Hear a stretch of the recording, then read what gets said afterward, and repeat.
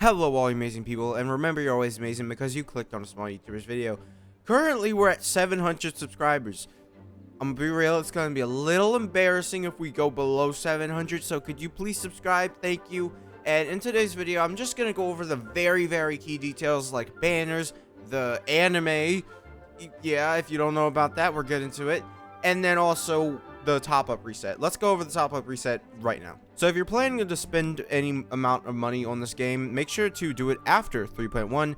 I know Sino, I don't know how to say his name, maybe like the best character in the game, which is why they're waiting to do the top-up update. I'm just saying you're gonna get a lot more value out of your money if you save for this, unless you already don't have it, because then so what I would advise you to do is wait for 3.2 because that's when the top-up will be reset.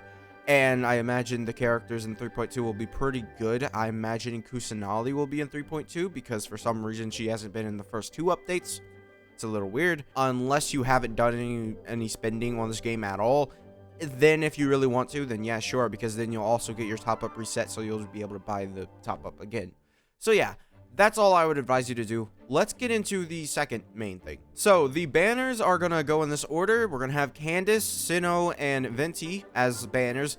Candace is gonna be on Venti's and Sino's banner. Sino's, I really don't know how to say his name, but I'm just assuming it's Sino.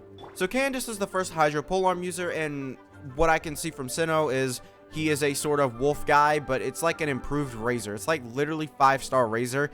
Instead of, you know, having a wolf stand, he literally becomes like a wolf where he just has like crazy strong arms and slashes you a whole bunch.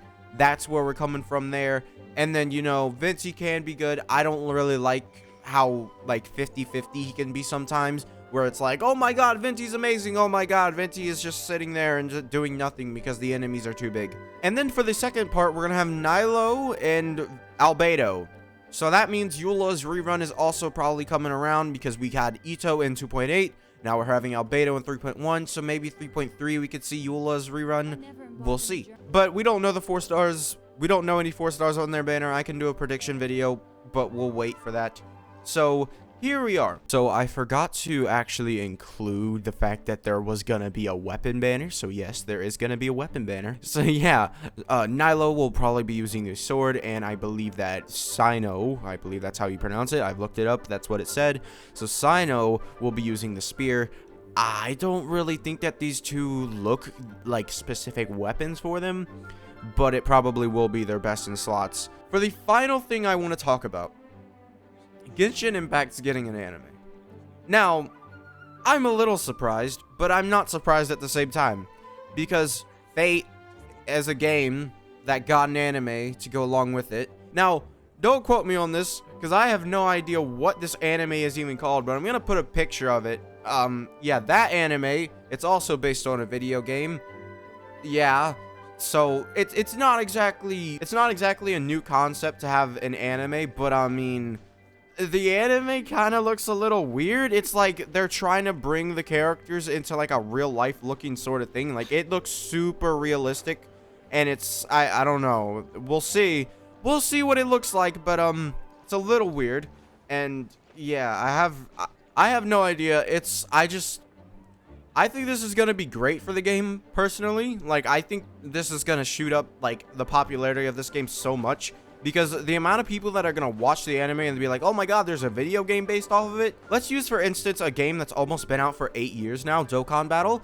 Yeah, hey, there's an anime, Dragon Ball Z. Oh, wow. It didn't even come out in the same era as the game.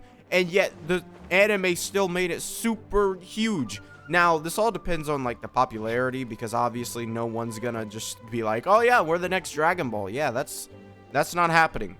No, that's not happening. But I think it's gonna attract a lot of people. And, we'll see how long it takes for them to actually do this, because I feel like we're gonna be on, like, the 3rd year anniversary, and then it's gonna be out. I don't know. Because there's a lot of planning. They must have been planning this for a while. Like, to launch an anime for this. I feel like this is almost like the amount of planning they've put into this has to be like so huge. Like, I think they might have done it around like the 6-month mark when Genshin was out. I think that's where they started thinking of this. That's just my prediction. I have no inside intel. So what I can really determine from this is that Genshin's probably gonna be around for a while. It would be really weird if the game ended before the anime. That would be... Whew. Also depends on how long the anime is. It could only be like 10 episodes where it's just like, oh wow. Well, that was a thing that existed and now it doesn't. Yeah, it depends. I'm personally gonna be summoning on Candace just for her 4-star. If I get Sinnoh, then yeah, cool. He's probably gonna be really good. But I have no control over. I'll see about. I'll try and get Candace on the banner, but I'm not gonna go for Sinnoh because I have already messed up my pity for Kokomi, and then I have Sinnoh now that I have to worry about. Now I'm not ready for this, guys. And then hopefully, you know, Tighnari gets added to the standard banner also. I don't know if they mentioned that in the live stream, but they might have mentioned something about Tighnari getting added to the standard banner in the live stream. But yeah, so I have one question to leave you all with. Favorite region into that. Most people said Sumeru. I'm assuming that's just because it's newer, but a lot of people, it's weird. People do not like Liyue, and I can understand that, honestly. Like, really. It is just, yes, my resin is capped. But it is just like a whole bunch of mountains, and it's just like, you don't really get to go explore it. I never really, past this point, I never go back here. I do not search any chests around here. Like, it's just, I never went back there. So, the only place that I go for Liyue is Liyue Harbor. And that's basically it. I barely ever go into here. Whereas Sumeru, I mean, I've been very busy lately. So I don't have all this stuff unlocked. I would love to have just no-lifed this and just had everything done. But I don't. But then, I mean, we go to Inazuma, and it's just like, well, there's an island that, you know, you can explore. And then it's just a lot of little islands that it's more condensed, and, you know, you feel like you can actually accomplish stuff in it. And also, it's very bright colored, whereas this, everything is just like brown and orange. And I guess you could say the same for Mondstadt. It's just green. Dragonspine, I didn't put Dragonspine up there just because I was like, that's not a region. They literally consider Dragonspine a part of Mondstadt, okay? It's not me just saying that. It's literally Genshin themselves. So yeah, that's going to be it for this video. Make sure to subscribe if you did enjoy, and I'll see you guys next time. Bye.